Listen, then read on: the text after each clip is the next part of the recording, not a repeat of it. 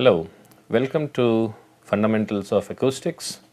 Today is the beginning of the 11th week of this course, and over the period of this week we will cover several important concepts as they relate to application of the knowledge of acoustics in fieldwork. So, the first thing we will learn is how do we go around measuring sound in terms of what kind of equipment is needed, what are the important characteristics of the equipment which is required, and what are some of the important considerations which have to be kept in mind as we measure sound.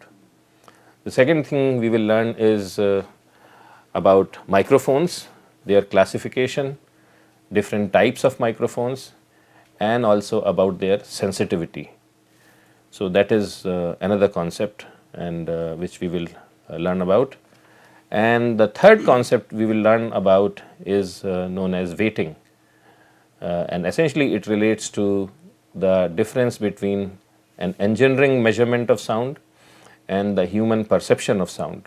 So, that difference is known as weighting, and we will discuss this in detail because a lot of times when we measure sound and express it in graphical formats, we do not necessarily express it in terms of decibels, but rather in terms of weighted decibels known as dBA. So, we will learn what is the meaning of this term called dBA, and finally we will develop an understanding of this term called loudness from an engineering standpoint.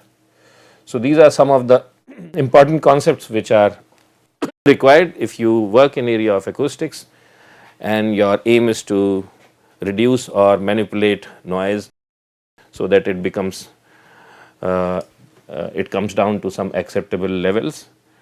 So, that is all we plan to cover over this week. So, we will start with measuring sound.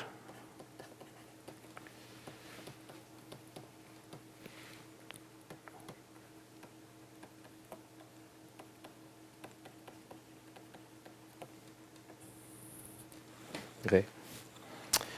So, let us say there is a sound source. Now, here I am making a schematic for a speaker, but it could be anything. So, this is sound source,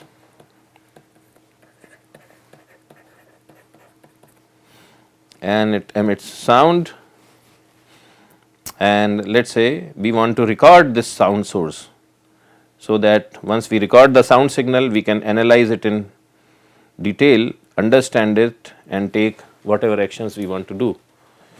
So, to record sound, first we have to sense it, and it is sensed by typically microphone. Now, these microphones can sense, there are two different types of microphones. One category of microphones, they sense pressure or pressure fluctuations in the air. So, those are known as pressure microphones. And then the second category of microphones are those which measure velocity of the particles in the air. So, they are known as velocity microphones, and sometimes they are also known as pressure gradient microphones, because essentially what we do in these microphones is we measure pressure, the difference of pressure between 2 points, and using the Newton's law, we convert this difference in pressure into velocity. So, in context of this course, we will essentially be talking about pressure microphones. So, this microphone which I have drawn here will measure pressure. Okay. Now, the signal from this pressure, and so this pressure microphone is connected through a cable to a box which, so in this cable you can have several conductors. Maybe one conductor is providing it the power so that the microphone gets excited and it becomes operational, and the other conductor provides information which is the signal back, And so from power supply and signal conditioner,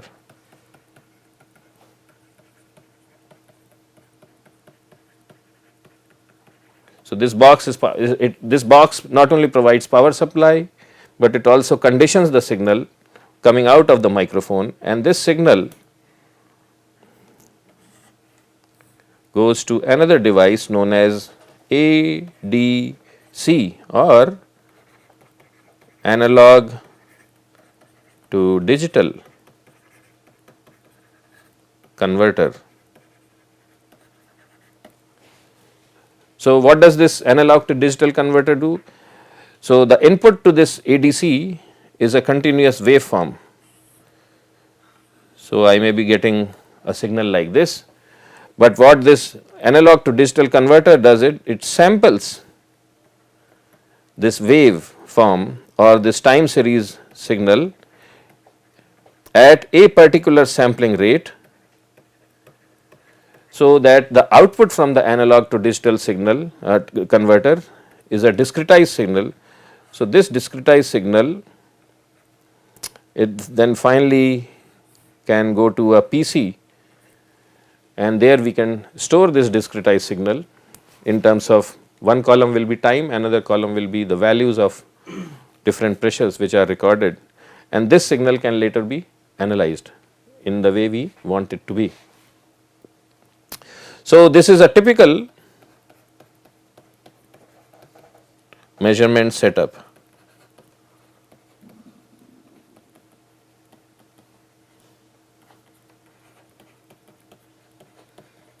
This is a typical measurement setup. Now, we will talk about some of the important components of this setup in detail. So, the first thing we will talk about is ADC, which is analog to digital converter. Okay. So, what does it do? In this converter, input is analog signal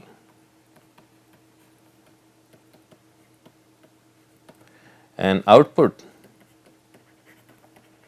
is digital signal, output is digital signal. And the accuracy of this conversion from analog to digital signal depends on several parameters, but there is one important parameter, it is known as number of bits. So, each analog to digital converter, if you look at its specification, it will say how many number of bits it uses. So, an example could be an 8-bit A to D converter, or 12-bit, or 16-bit, or 24-bit, and so on and so forth. And it is important to understand what is the meaning of this 8-bit thing. So, we will explain that. So, let us say, let us assume that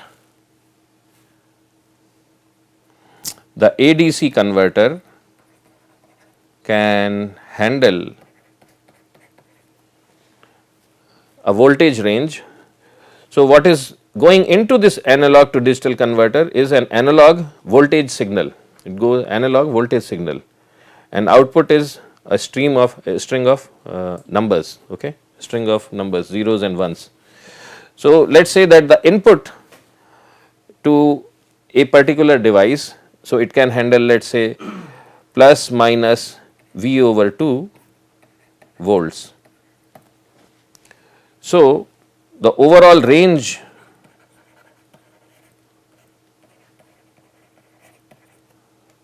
of ADC is what?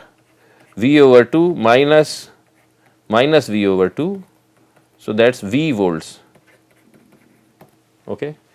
So, it can handle at the max plus V over 2 and at the min minus V over 2 volts. So, it will, the overall range is V volts.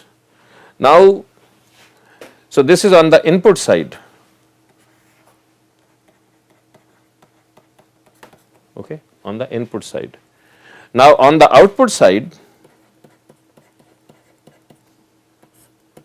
what does it give as an output?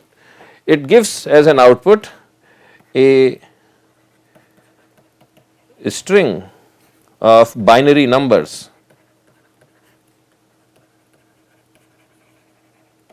Okay, it gives a string of binary numbers. So, suppose the ADC, so example.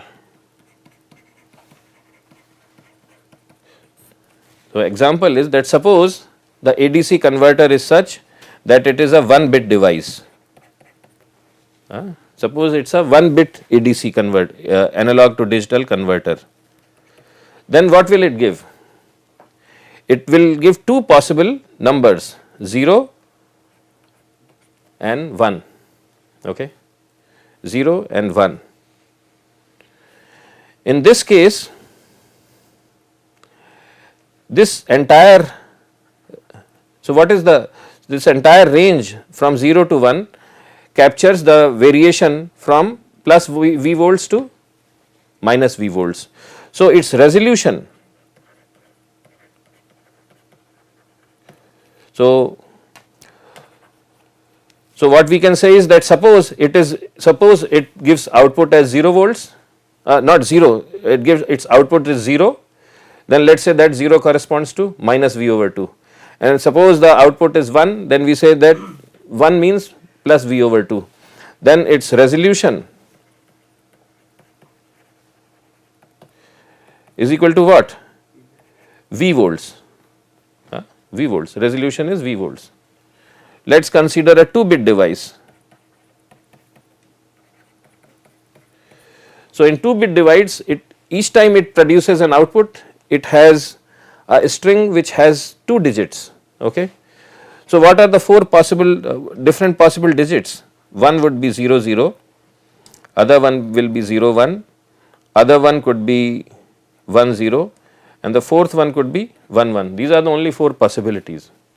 So, I can say that 0 0 corresponds to minus V over 2 and 1 1 corresponds to V over 2. Okay.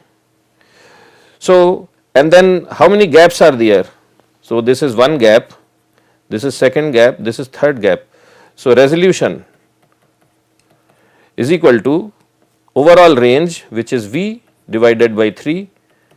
So, that is 0.33 volts. Okay. Let us do one more example, 3-bit device. So, as what I am seeing is, okay, so we will do one or two more examples. Let us say a 3-bit ADC.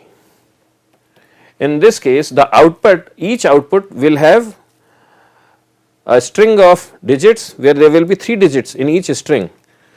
So, this could be one possibility, this could be another possibility, this could be 0 1 0, 0 1 1, 1 0 0, 1 0 1, 1 1 0 and 1 1 1. Okay. In this case, if I have to make some sort of a code, I will say that okay, whenever the signal is 0 0 0, it corresponds to minus V over 2, and whenever the signal is 1 1 1, it corresponds to V over 2. And how many gaps are there? 1, 2, 3, 4, 5, 6, 7. So, our resolution is equal to what? V divided by 7. Okay. So, there is a pattern here. So, number of bits, let us say 1 bit, 2 bit, 3 bit, 4 bit, and resolution is what? V over 1, V over 3, V over 7. In case of 4, it will be if you do the math and do all this type of analysis, you will find that it is V over 15. So, I can make a general rule, and the general rule is it is, so for n bit device it is V divided by 2 to the power of n minus 1, okay. It is 2 to the power of n, V divided by 2 to the power of n minus 1.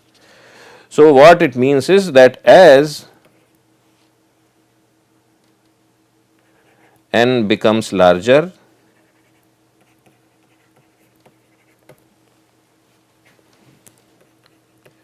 resolution improves. So, as n becomes larger, I can measure smaller and smaller amount of signals, okay. I can measure smaller amount of signals. So, why is this important? So, we will do two examples. Example 1, let us say an ADC device is such that it measures, it can handle up to plus minus 30 volts. This is an actual example, and the number of bits for it is equal to 24. Then its resolution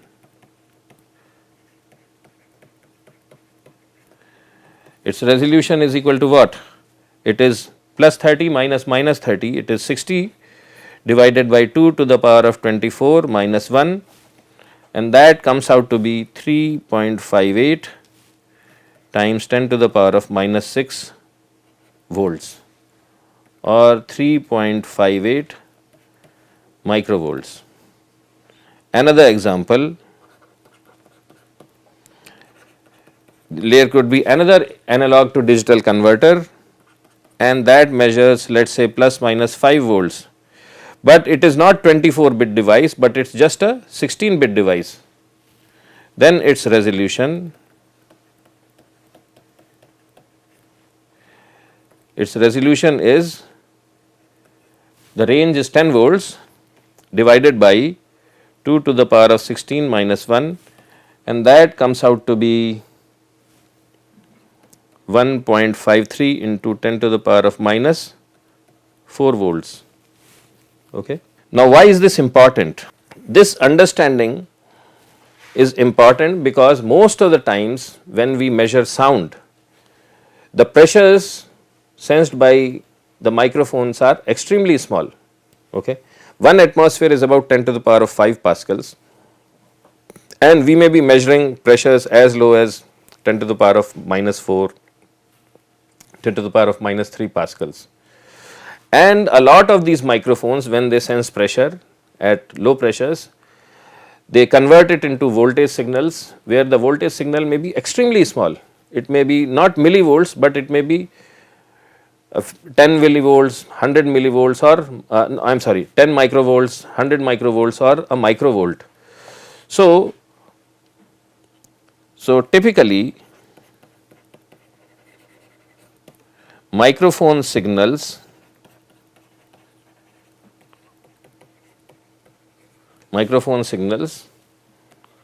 are in 10 to 100 microvolts, 10 to 100 microvolts. Okay. So, these are the minimum numbers. On the maximum side it could be higher. So, our ADC device should have sufficient resolution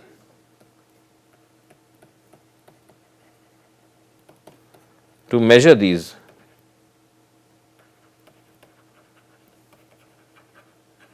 small signals. So, if we think that the minimum signal amplitude will be something like 100 microvolts, then it will be good to have a measuring device which can measure at least 10 times less than that. So, its resolution should be at least 10 microvolts or even lesser. So, in that context, if this ADC number of bits is not sufficiently large, it may not even sense any voltage signal, and all we will get, even though we have a microphone which is measuring, when the analog to digital converter converts it into digital data, it will be just sending 0 0 0 0 0 for all the signals if it does not have sufficient number of bits. So, this is a very important consideration when you are taking measurements. You should have some idea as to what is the amplitude of the signals, and using those and for those signals what kind of bit rate is important. So, that is one thing. The other two important parameters for A to D converter are its sampling frequency and also its range. So, important A to D converter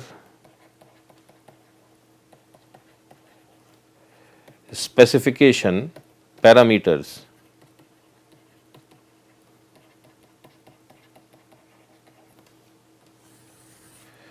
So, first thing we have discussed is number of bits. Okay. This we have already discussed. The second thing is sampling frequency.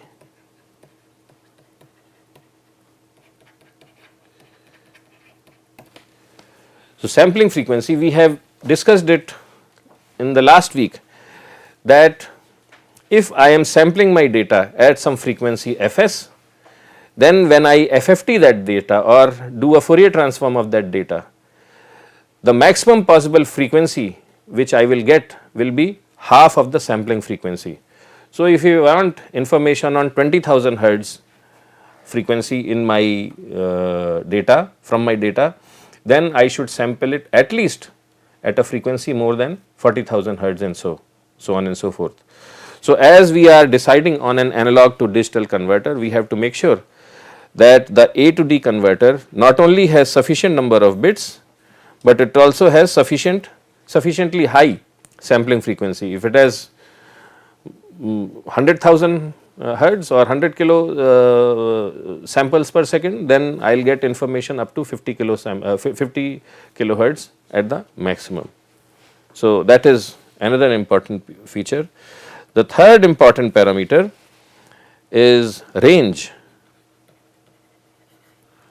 So, it can measure up to Vmax, right, up to what is the range in terms of volts or currents or whatever. So, this is another important, because the overall resolution of the system is what? Range divided by 2 to the power of n minus 1. Okay. Fourth important parameter is flatness. What does flatness? So, in terms of frequency.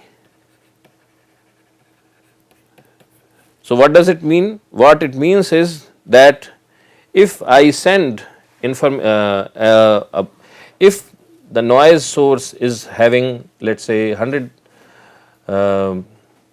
hertz tone, so there will be some signal in the microphone and it will go to A to D converter. So, the sensitivity of the A to D converter should not change, whether it is at 100 hertz or 2000 hertz or 20,000 hertz. So, whatever is our operational area of interest, in that area the sensitivity of A to D converter should not change, it should remain same. So, that is another thing.